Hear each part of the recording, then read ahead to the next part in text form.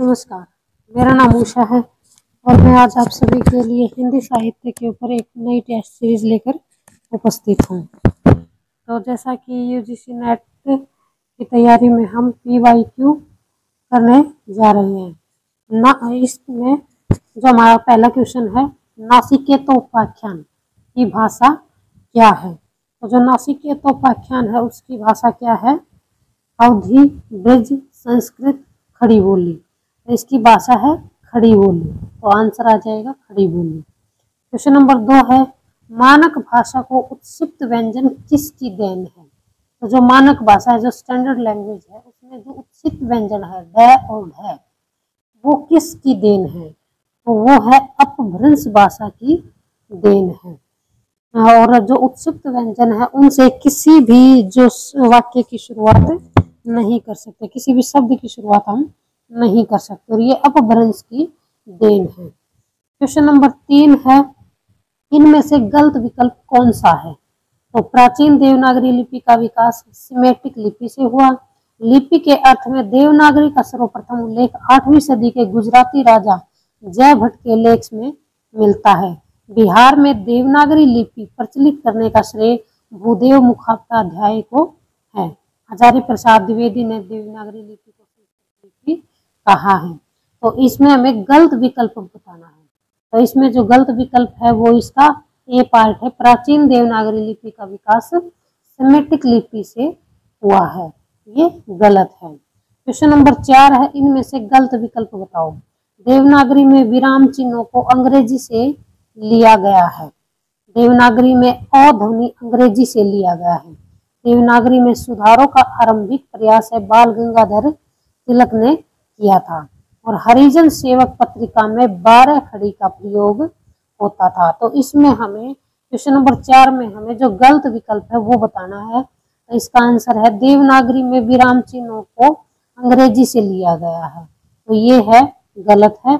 और बाकी के जो ये 3 ऑप्शन है, देवनागरी में आ ध्वनि वो अंग्रेजी से लिया गया है, और देवनागरी में सुधारों का आरंभिक प्रयास है वो बाल गंगाधर तिलक ने किया है, और हरिजन सेवक पत्रिका में 12 खड़ी का प्रयोग होता था। तो ये तीनों ऑप्शन ठीक है, और इसमें से जो ए ऑप्शन है वो गलत है। अगला क्वेश्चन नंबर 5 है, हिंदी उद्धारिणी प्रतिनिधि मध्य सभा की स्थापना कहाँ हुई थी। तो इसकी स्थापना है वो प्रयाग में हुई थी। क्वेश्चन नंबर 6 है, आचार्य नरेंद्र देव किस पत्र के संपादक थे। तो आचार्य नरेंद्र देव है वो संघर्ष पत्रिका के संपादक थे, तो इसका आंसर आएगा बी, संघर्ष पत्रिका के संपादक। निम्न पत्र पत्रिकाओं और उनके संपादकों का बेमेल जोड़ा बताना है। तो इसमें हमें बेमेल जोड़ा बताना है कि जो मतलब सही मेल नहीं है। जो पाखी मासिक पत्रिका है वो अपूर्व जोशी, परख पत्रिका है वो कृष्ण मोहन, बहुवचन पत्रिका है वो अशोक वाजपेयी, कसौटी पत्रिका है वो अखिलेश। तो इसमें से हमें गलत बताना है। तो इसका गलत जो है वो कसौटी पत्रिका है। कसौटी पत्रिका है वो अखिलेश के द्वारा नहीं निकाली जाती थी, बल्कि कसौटी पत्रिका है वो नंद किशोर नवल के द्वारा निकाली जाती थी। तो ये भी आप नोट कर लीजिए। बाकी के तो ये तीनों ठीक है। जो पाखी पत्रिका है वो अपूर्व जोशी के द्वारा निकाली जाती थी, परख है वो कृष्ण मोहन के द्वारा, और बहुवचन है वो अशोक वाजपेयी के द्वारा। लेकिन जो कसौटी पत्रिका है वो अखिलेश की बजाय नंद किशोर नवल के द्वारा निकाली जाती थी। अगला क्वेश्चन नंबर 8 है, निम्न में से कौन सी मासिक पत्रिका नहीं है। हमें बताना है कि इनमें से कौन सी मासिक पत्रिका नहीं है। विश्व बंधु पत्रिका, वसुधा पत्रिका, हंस पत्रिका और माया पत्रिका। तो इसमें से जो विश्व बंधु पत्रिका है वो मासिक नहीं है, हमें मासिक नहीं है पत्रिका बतानी। जबकि जो वसुधा, हंस और माया है ये तीनों की तीनों मासिक पत्रिका थी, और विश्व बंधु है वो मासिक पत्रिका नहीं थी। क्वेश्चन नंबर 9 है, उत्तर प्रदेश हिंदी संस्थान लखनऊ द्वारा कौन सा पुरस्कार नहीं दिया जाता है। तो ये ध्यान रखने की बात है कि क्वेश्चन के अंदर हम शुरुआत में ही देख के आंसर टिक ना करें, जबकि बल्कि उसका पूरा क्वेश्चन पढ़ के फिर उसका आंसर टिक करना चाहिए। क्योंकि कई बार ये नहीं और वाला जो ऑप्शन है वो क्वेश्चन गलत करवा देता है। तो क्वेश्चन नंबर 9 का जो आंसर है वो है सी, अंबेडकर साहित्य सम्मान। ये उत्तर प्रदेश हिंदी संस्थान लखनऊ द्वारा नहीं दिया जाता है। जो अंबेडकर साहित्य सम्मान पुरस्कार है वो इनके द्वारा नहीं दिया जाता है। जबकि जो भारत भारती सम्मान है, लोहिया साहित्य सम्मान है और हिंदी गौरव सम्मान है, ये उत्तर प्रदेश हिंदी संस्थान लखनऊ द्वारा दिया जाता है। प्रश्न नंबर 10 है, निम्न में से किसी महिला उपन्यासकार को व्यास सम्मान नहीं मिला है। तो किस महिला उपन्यास को व्यास सम्मान नहीं मिला है? समय सरगम, कृष्णा सोबती, आवा, चित्ता मुदगल, जिंदा मुहावरे, नासिरा शर्मा, कठगुलाब, मृदुला गर्ग। तो क्वेश्चन नंबर 10 में जो किसको व्यास सम्मान नहीं मिला है, तो इसका आंसर आ जाएगा ए, समय सरगम, कृष्णा सोबती। ये रचनाएं भी याद रखें कि किसकी रचना कौन सी है। समय सरगम रचना तो कृष्णा सोबती की है, लेकिन उनको इस रचना पर व्यास सम्मान नहीं मिला था। आवा है वो चित्रा मुदगल की है, जिंदा मुहावरे नासिरा शर्मा की है और कठगुलाब है वो मृदुला गर्ग की। तो इन रचनाओं को भी याद रखें। क्वेश्चन नंबर 11 है, इनमें से गलत विकल्प कौन सा है? ध्वनि सिद्धांत के प्रवर्तक आनंदवर्धन का काल 6वीं शताब्दी था। रस अलंकार और रीति संप्रदाय ध्वनि संप्रदाय के पूर्ववर्ती सिद्धांत है। वक्रोक्ति और औचित्य के प्रवर्ती सिद्धांत है। वक्रोक्ति औचित्य ध्वनि के प्रवर्ती सिद्धांत है और ध्वन्यालोक की टीका अभिनव गुप्त ने लिखी थी। तो इसमें से हमें गलत विकल्प बताना है, तो इसका आंसर आ जाएगा ए, ध्वनि सिद्धांत के प्रवर्तक आनंदवर्धन का काल 6वीं शताब्दी था, ये गलत आ जाएगा। और जो बाकी के ऑप्शन है वो रस अलंकार और रीति ध्वनि संप्रदाय के पूर्ववर्ती थे, वक्रोक्ति और औचित्य ध्वनि के प्रवर्ती थे और ध्वन्यालोक की टीका अभिनव गुप्त ने लिखी थी, ये सही है। जबकि जो ए है वो गलत है। प्रश्न नंबर 12 है, किस रीति को प्रतिष्ठित करने का श्रेय रुद्रट को है? तो रुद्रट ने किस रीति की स्थापना की थी? क्वेश्चन नंबर 12 का आंसर है सी, लाटी जो रीति ही उसकी स्थापना किसने की थी? श्री रुद्रट ने की थी। प्रश्न नंबर 13 है, काव्य शास्त्र का अंतिम संप्रदाय कौन सा था? तो काव्य शास्त्र का अंतिम संप्रदाय रस संप्रदाय, औचित्य संप्रदाय, वक्रोक्ति संप्रदाय या ध्वनि संप्रदाय? तो काव्य शास्त्र का अंतिम संप्रदाय कौन सा था? औचित्य संप्रदाय। कौन सा संप्रदाय था? औचित्य संप्रदाय। गोप की रचना कौन सी नहीं है? तो हमें बताना है जो कवि गोप थे उनकी रचना कौन सी नहीं है। इसका आंसर आ जाएगा रामालंकार, रामचंद्र भूषण, शिवराज भूषण या रामचंद्राभरण। इसका आंसर है शिवराज भूषण है वो गोप की रचना नहीं है। अगला जो क्वेश्चन है, क्वेश्चन नंबर 15 है, श्रृंगार में रसनाद रस माम नाम उक्ति किसकी है? तो क्वेश्चन नंबर 15 का जो आंसर है वो भोजराज, नारायण पंडित, भट्टनायक, अभिनव गुप्त। जो ये पंक्ति दे रखी है हमें ये बताना है कि ये पंक्ति किसकी है। तो ये पंक्ति है भोजराज की। किसकी पंक्ति है? भोजराज की। क्वेश्चन नंबर 15 का आंसर है ए। क्वेश्चन नंबर 16 है, आचार्य रामचंद्र शुक्ल की आलोचना पद्धति पर किसका प्रभाव है? तो आचार्य रामचंद्र शुक्ल के ऊपर जो तेन महोदय थे उनकी जो विधेयवादी पद्धति थी उसका प्रभाव है। तो इसका आंसर हो जाएगा सी, विधेयवादी पद्धति का प्रभाव रामचंद्र शुक्ल जी के ऊपर था। इनमें से किस निबंध को रामचंद्र शुक्ल की प्रथम सैद्धांतिक आलोचना मानी जाती है? इनमें से किस निबंध को प्रथम सैद्धांतिक आलोचना माना गया है? तो क्वेश्चन नंबर 17 का आंसर है प्राकृतिक दृश्य, काव्य में रहस्यवाद, काव्य में अभिव्यंजनावाद, रस मीमांसा। तो क्वेश्चन नंबर 17 का जो आंसर है वो है काव्य में रहस्यवाद। ये प्रथम सैद्धांतिक आलोचना है पंडित रामचंद्र शुक्ल जी की। क्वेश्चन नंबर 18 है, हिंदी साहित्य 20वीं शताब्दी में कब से कब तक के निबंध संकलित है? तो ये कब से कब तक के निबंध संकलित है? 1930 से 1940। क्वेश्चन नंबर 18 है उसका आंसर है सी, 1930 से 1940 के बीच के डॉक्टर नगेंद्र ने अपनी किस रचना से आलोचना की शुरुआत की थी? तो डॉक्टर नगेंद्र ने किस रचना से अपनी आलोचना की शुरुआत की थी? सुमित्रानंदन पंत, साकेत एक अध्ययन, आधुनिक हिंदी नाटक, विचार और विवेचन। तो क्वेश्चन नंबर 19 का जो उत्तर है वो है सुमित्रानंदन पंत। सुमित्रानंदन पंत के ऊपर उन्होंने एक आलोचना लिखी थी, वो उनकी प्रारंभ की थी आलोचना थी। अगला क्वेश्चन नंबर 20 है, मनुष्य ही साहित्य का लक्ष्य है, ये कथन किसका है? इसमें बताया है कि मनुष्य है वही साहित्य का लक्ष्य है। तो ये कथन है डॉक्टर नगेंद्र, महावीर प्रसाद द्विवेदी, शांति प्रिय द्विवेदी, हजारी प्रसाद द्विवेदी। तो क्वेश्चन नंबर 20 है, उसका आंसर है हजारी प्रसाद द्विवेदी। क्वेश्चन नंबर 21 है, अस्तित्ववादी दर्शन के बारे में गलत विकल्प कौन सा है? तो यह मानव के अस्तित्व में विश्वास करती है, यह सामाजिक मूल्य और प्रयासों को महत्व देता है, यह व्यक्तिगत मनुष्य की स्वतंत्रता और मुक्ति पर बल देता है, यह मनोविश्लेषणात्मक विधियों को अपनाने में विश्वास करता है। तो क्वेश्चन नंबर 21 का जो आंसर है वो है बी, यह सामाजिक मूल्य और प्रयासों को महत्व नहीं देता।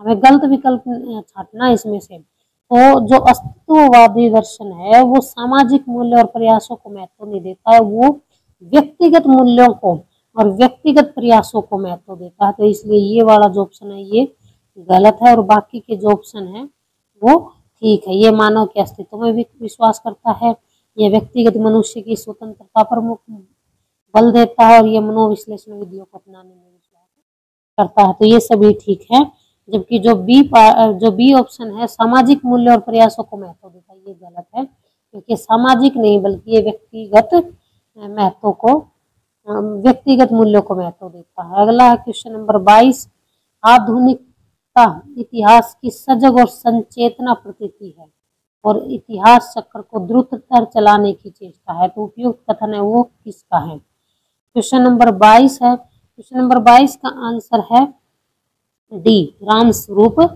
चतुर्वेदी। क्वेश्चन नंबर 23 है, महान यथार्थवाद के प्रवर्तक कौन है? क्वेश्चन नंबर 23 है, महान यथार्थवाद के प्रवर्तक कौन है? तो यथार्थवाद के प्रवर्तक कौन है? जॉर्ज लुकाच। इसका आंसर आ जाएगा जॉर्ज लुकाच। अगला क्वेश्चन नंबर 24 है, मार्क्सवाद की मूल्यवृद्धि का सिद्धांत के बारे में गलत विकल्प कौन सा है? यह धर्म का विरोध करता है और उनकी राय में धर्म अफीम के समान है, यह राष्ट्रवाद का भी विरोध करता है, उनकी राय में राष्ट्रवाद एक मिथ्या चेतना है, यह राज्य का विरोध करता है अतः यह अराजकतावाद का समर्थक है, यह शोषित वर्ग के समस्याओं का एक ही समाधान मानता है, अहिंसक क्रांति। तो मार्क्सवाद के जो मूल्यवृद्धि के सिद्धांत है उनके लिए इनमें से एक विकल्प गलत है और 3 ठीक है। तो हमें गलत विकल्प को छांटना है। तो इसका आंसर आ जाएगा डी, ये शोषित वर्ग की समस्याओं का ही समाधान मानता है, अहिंसक क्रांति, ये गलत है। अगला क्वेश्चन नंबर 25 है, मनोविश्लेषणवाद की मान्यता के बारे में गलत विकल्प कौन सा है? तो 3 ठीक है और 1 गलत है। कलाकार की प्रवृत्ति अंतर्मुखी होती है, दिवा स्वप्न की अभिव्यक्ति ही काव्य है, काम संबंधी सिद्धांत को लिबिडो की संज्ञा दी जाती है और ये 18वीं सदी का एक महत्वपूर्ण सिद्धांत है। तो जो क्वेश्चन नंबर 25 है, क्वेश्चन नंबर 25 का जो आंसर है वो हो जाएगा, यह 18वीं सदी का एक महत्वपूर्ण सिद्धांत है, ये गलत है, क्योंकि मनोविश्लेषणवाद जो है वो 18वीं सदी का नहीं बल्कि ये 20वीं सदी का जो है महत्वपूर्ण सिद्धांत है। और जो ये क्वेश्चन नंबर 24 था, मार्क्सवाद में शोषित वर्ग की समस्याओं का समाधान अहिंसक प्रवृत्ति को नहीं मानता बल्कि ये हिंसक प्रवृत्ति को मानता है। तो इसका आंसर आ जाएगा डी और इसका भी आंसर आ जाएगा डी कि 18वीं सदी का महत्वपूर्ण सिद्धांत नहीं था बल्कि ये 20वीं सदी का महत्वपूर्ण सिद्धांत था। क्वेश्चन नंबर 26 है, तुलसीदास जी उत्तरी भारत की समग्र जनता के हृदय मंदिर में पूर्ण प्रेम प्रतिष्ठा के साथ विराज रहे हैं। जो उपयुक्त, ये मोस्ट इम्पोर्टेंट कथन है, ये कई बार परीक्षाओं में पूछा गया है कि तुलसीदास जी उत्तरी भारत की समग्र जनता के हृदय मंदिर में पूर्ण प्रेम प्रतिष्ठा के साथ विराज रहे हैं। उपयुक्त कथन है वो किन का है? तो क्वेश्चन नंबर 26 का जो आंसर है वो है रामचंद्र शुक्ल। राम का रूप निहारत जानकी कंगन के नग की परछाई में। तो इसका ये जो उपयुक्त पद है ये किस रचना का है? तो दोहावली, गीतावली, कवितावली या पार्वती मंगल। तो 27 नंबर क्वेश्चन है उसका आंसर आ जाएगा कवितावली। इसमें जो जानकी मीन्स जो सीता है वो अपने कंगन के नग, कंगन का जो नग था उसके अंदर राम की परछाई को देख रही थी, उसका वर्णन यहाँ पर किया गया है। क्वेश्चन नंबर 28 है भक्तमाल में रामानंद के कितने शिष्य बताए गए हैं? तो जो भक्तमाल है उसमें रामानंद के कितने शिष्य बताए गए हैं? तो क्वेश्चन नंबर 28 का जो आंसर है वो है बी, इनके 12 शिष्य बताए गए हैं। रामानंद के कितने शिष्य बताए गए हैं? 12 शिष्य बताए गए हैं। क्वेश्चन नंबर 29 है शेख नबी किसके समकालीन थे? औरंगजेब के, शेरशाह के, जहांगीर के या शाहजहां के? क्वेश्चन नंबर 29 का आंसर है जहांगीर के समकालीन थे। सुंदरदास की माता का क्या नाम था? क्वेश्चन नंबर 30 है सुंदरदास की माता का नाम था सती। अगला क्वेश्चन नंबर 31 है खेचरनाथ से किसने दीक्षा ली थी? क्वेश्चन नंबर 31 है इसका आंसर है नामदेव। का नाम है नामदेव। नामदेव ने खेचरनाथ से दीक्षा ली थी। राजा मुंज ने मृणालवती के प्रेम प्रसंग का वर्णन किस रचना में आया है? जो राजा मुंज थे उनके साथ मृणालवती के प्रेम का प्रसंग किस रचना में आया है? क्वेश्चन नंबर 32 का जो आंसर है वो है प्रबंध चिंतामणि। का आंसर है प्रबंध चिंतामणि। क्वेश्चन नंबर 33 है कनकलापा या मेघलता किनकी शिष्य थी? क्वेश्चन नंबर 33 है इनका आंसर है कणहप्पा। अगला क्वेश्चन है क्वेश्चन नंबर 34 बोधगान और दुआ का संपादन हरप्रसाद शास्त्री ने कब किया था? जो बोधगान और दोहा है इसको कई बार मैचिंग में, मिलान में भी पूछ लेते हैं कि किन की रचना है, तो हरप्रसाद शास्त्री की। और इसका संपादन कब किया था? क्वेश्चन नंबर 34 है उसका आंसर है 1917। तो इसका आंसर आ जाएगा डी। विद्यापति को किसने श्रृंगार रस के सिद्ध वाक कवि कहा है? तो विद्यापति को किसने श्रृंगार रस का सिद्ध वाक कवि कहा है? क्वेश्चन नंबर 35 का आंसर है हजारी प्रसाद द्विवेदी। नदी के द्वीप उपन्यास में किरण मर जाएगी गीत जो आया है यह किस संग्रह में संकलित है? तो क्वेश्चन नंबर 36 है उसका आंसर है हरी घास पर क्षण भर। अगला क्वेश्चन है क्वेश्चन नंबर 37 बसंती उपन्यास का प्रकाशन वर्ष क्या है? क्वेश्चन नंबर 37 का आंसर है 1980। बसंती उपन्यास का जो प्रकाशन वर्ष है वो है 1980। विराटा की पद्मिनी उपन्यास में चित्रित नदी कौन सी नहीं है? तो विराटा की पद्मिनी है उसमें एक नदी ऐसी है जिसका नाम नहीं है, जिसका उल्लेख नहीं आया है। तो क्वेश्चन नंबर 38 का जो आंसर है वो है गंगा नदी। बाकी की यमुना, बेतवा और सिंधी इन नदियों का इसके अंतर्गत इस उपन्यास में जिक्र आया, जबकि गंगा नदी का इसमें कोई जिक्र नहीं आया है। भूले बिसरे चित्र।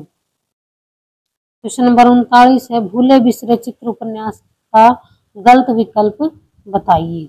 जयदेवी लाला प्रभुदयाल की पत्नी है, यमुना ज्वाला प्रसाद की पत्नी है, माया शर्मा सत्यव्रत शर्मा की पत्नी है, राधा श्री कृष्ण की पत्नी है। तो इसमें से हमें गलत विकल्प बताना है। क्वेश्चन नंबर 39 का क्वेश्चन नंबर 39 का जो डी है वो गलत है कि राधा श्री कृष्ण की पत्नी है।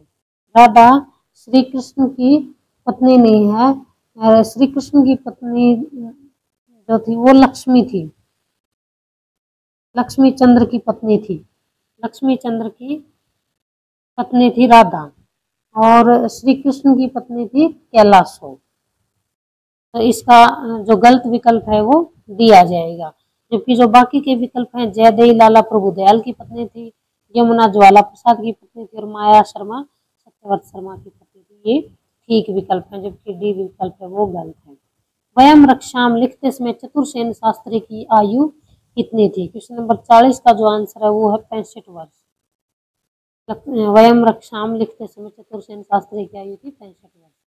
मानस का हंस उपन्यास का प्रकाशन वर्ष कितना है? तो मानस का हंस उपन्यास है वो 1972 में प्रकाशित हुआ था, तो इसका आंसर आ जाएगा 1972। मैला आंचल उपन्यास में कालीचरण सैनिक जी की स्त्री के बारे में कहता है कि गले की आवाज एकदम खिकिर की तरह है। तो इसमें जो खिकिर है उसका क्या आशय है? मेंढक, लोमड़ी, उल्लू या कौवा?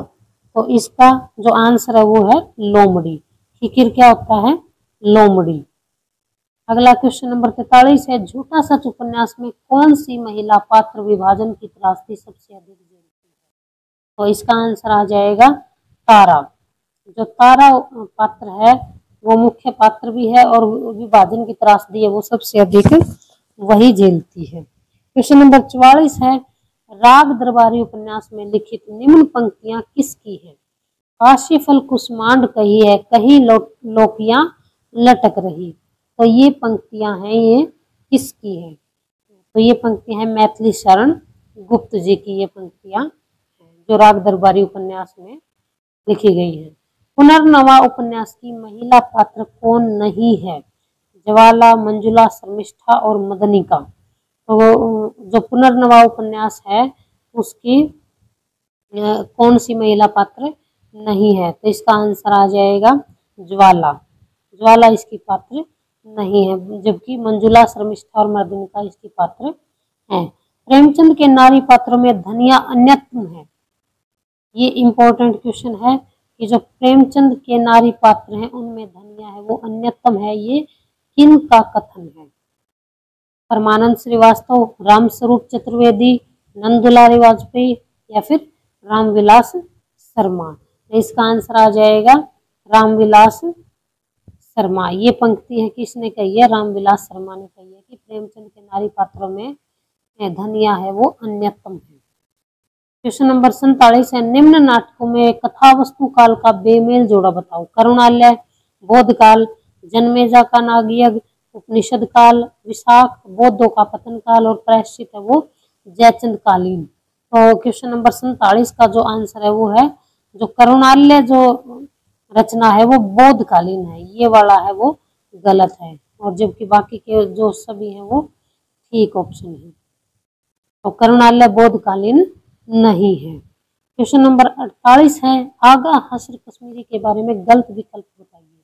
इनका मूल नाम मोहम्मद शाह है, इन्हें उर्दू का शेक्सपियर कहा जाता है, इन्होंने शेक्सपियर नामक पत्रिका निकाली, इनका पहला नाटक आफ्ताबे मोहब्बत है। तो क्वेश्चन नंबर 48 है जो उसका आंसर है इन्होंने शेक्सपियर नामक पत्रिका निकाली, ये वाला विकल्प है ये गलत हो जाएगा और हमें गलत विकल्प ही छांटना है।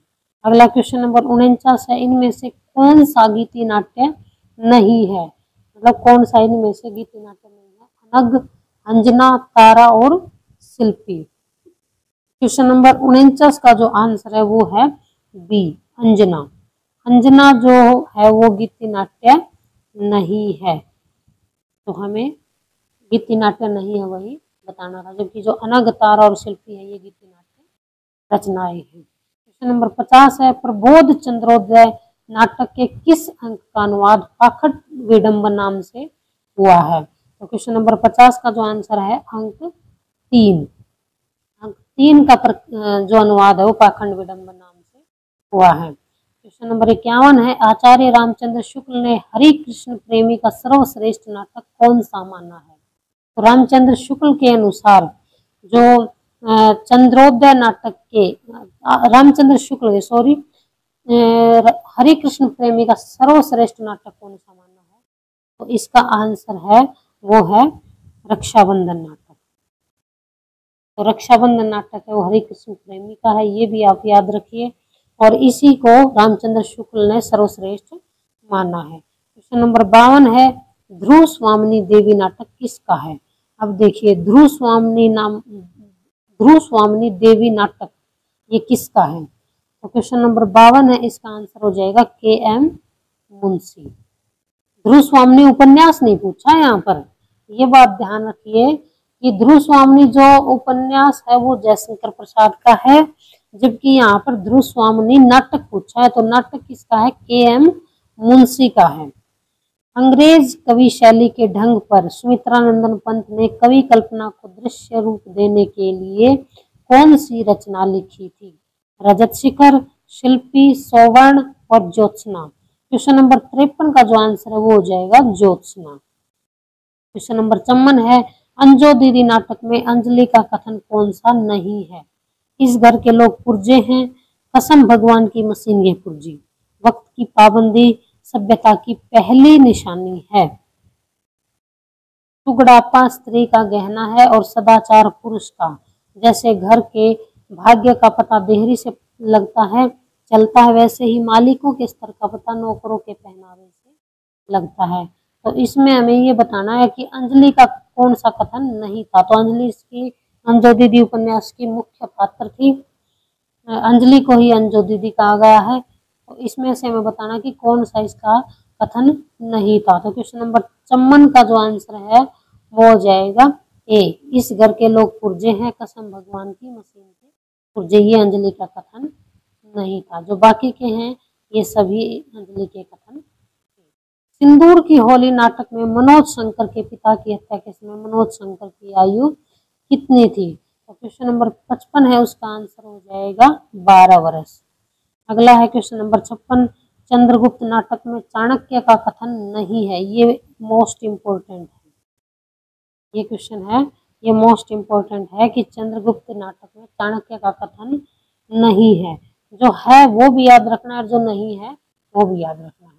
उत्पीड़न की चिंगारी, उत्पीड़न की चिंगारी को अत्याचारी अपने ही आंचल में छुपाए रहता है, परिणाम में भलाई ही मेरे कर्मों की कसौटी है, महत्वाकांक्षा का मोती निष्ठुरता की सीपी में रहता है, शत्रु की उचित प्रशंसा करना मनुष्य का धर्म है। तो हमें बताना है कि इसमें से कौन सा कथन है वो चाणक्य का नहीं है। इसका आंसर आ जाएगा डी, शत्रु की उचित प्रशंसा करना ही मनुष्य का धर्म है, ये कथन है, ये चाणक्य का नहीं है। बल्कि जो ये तीन जो कथन है ये चाणक्य के ही है। इनमें सबसे इम्पोर्टेंट एक तो ये है, महत्वाकांक्षा का मोती निष्ठुरता की स्थिति में रहता है, जो कई बार परीक्षाओं में पूछा जा चुका है। और ये भी इम्पोर्टेंट है, उत्पीड़न की चिंगारी को अत्याचारी अपने ही आंचल में छुपाए रहता है, ये भी चाणक्य का कथन है।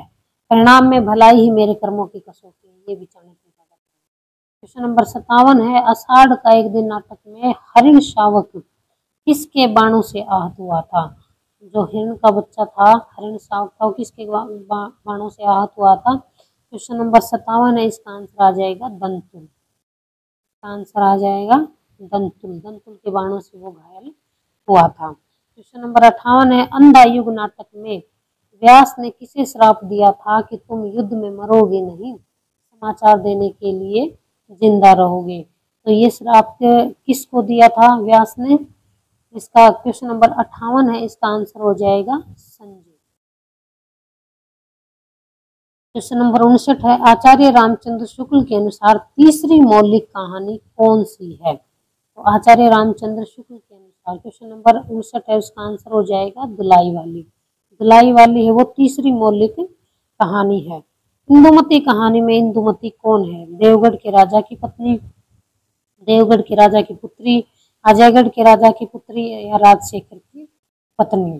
तो इंदुमती कहानी में जो इंदुमती है वो देवगढ़ के राजा की पुत्री थी। अगला क्वेश्चन नंबर 61 है, निम्न में से किसके कहानियों को ब्रेन ट्यूमर की कहानियां कहा जाता है? तो किसकी कहानियों को ब्रेन ट्यूमर की कहानियां कहा जाता है? क्वेश्चन नंबर 61 है, इसका आंसर है श्रीकांत वर्मा। तो जो क्वेश्चन नंबर 61 है उसका आंसर हो जाएगा श्रीकांत वर्मा की कहानियों को ब्रेन ट्यूमर की कहानियां कहा जाता है। इनमें से किस कहानी का बल अनुभूति की प्रामाणिकता पर है? तो नई कहानी, कहानी, सचेतन कहानी और सक्रिय कहानी। तो क्वेश्चन नंबर 62 है, उसका आंसर हो जाएगा नई कहानी। अगला क्वेश्चन नंबर 63 है, निम्न में से किसने प्रेमचंद को पकी फसल में बहने वाला पानी कहा है? किसने प्रेमचंद को फंसी जो पकी फसल है उसमें बहने वाला पानी कहा? राकेश, वत्स, महीप सिंह, कमलेश्वर और राजेंद्र यादव। तो क्वेश्चन नंबर 63 है, उसका आंसर हो जाएगा कमलेश्वर। कमलेश्वर ने प्रेमचंद को पकी फसल में बहने वाला पानी कहा है। समारंभ और प्रारंभ किसकी पत्रिका थी? क्वेश्चन नंबर 64 है, इसका आंसर हो जाएगा भैरव प्रसाद गुप्त। होगी जय हे पुरुषोत्तम का नवीन कहानी किसकी है? ये कहानी पूछी गई है। इसी तरह की पंक्ति एक कविता में भी आई थी, लेकिन यहाँ पर ये कहानी पूछी गई कि ये कहानी किसकी है? होगी जय हे पुरुषोत्तम नवीन। ये क्वेश्चन नंबर 65 है, इसका आंसर है सूर्यबाला। किसकी कहानी है ये? सूर्यबाला। निम्न में से किसकी कहानियों पर मार्क्सवाद का स्पष्ट प्रभाव नहीं मिलता है? तो किसकी कहानियों पर स्पष्ट प्रभाव नहीं मिलता है मार्क्सवाद का? पांडे, बेचन शर्मा, उग्र की कहानियों पर मार्क्सवाद का प्रभाव नहीं मिलता है। यशपाल की कहानी मकरील किस पत्रिका में प्रकाशित हुई थी? ये भी इम्पोर्टेंट है। यशपाल की कहानी मकरील किस पत्रिका में प्रकाशित हुई थी? क्वेश्चन नंबर 67 है, इसका आंसर है भ्रमर पत्रिका में। अगला क्वेश्चन है क्वेश्चन नंबर 68 है, भारतीय कथा साहित्य की जातीय परंपरा से प्रेमचंद की कहानियों का बहुत घनिष्ठ संबंध है। तो इसका आंसर क्या हो जाएगा क्वेश्चन नंबर 68 का? डी, रामविलास शर्मा ने ये कहा था। किसने कहा था? रामविलास शर्मा ने कहा था। कफन कहानी में कुल कितने परिच्छेद हैं? क्वेश्चन नंबर 69 है, इसका आंसर हो जाएगा 3 परिच्छेद हैं। तो आज के लिए बस इतना ही। अगले कक्षा में मैं और एक टेस्ट सीरीज लेकर आपके सामने प्रस्तुत होंगे। आशा करती हूँ कि ये क्वेश्चन आपको पसंद आएंगे और इन क्वेश्चनों को साथ ही साथ आप नोट डाउन भी कर लें। और ये जो प्रैक्टिस के लिए मोस्ट इम्पोर्टेंट क्वेश्चन मैं आपके लिए लेकर आती हूँ। तो ये क्वेश्चन है, इन क्वेश्चनों को बनाने में बहुत ज़्यादा मेहनत लगती है, तो प्लीज़ इनको नोट भी करें और चैनल को लाइक और सब्सक्राइब भी ज़रूर करें।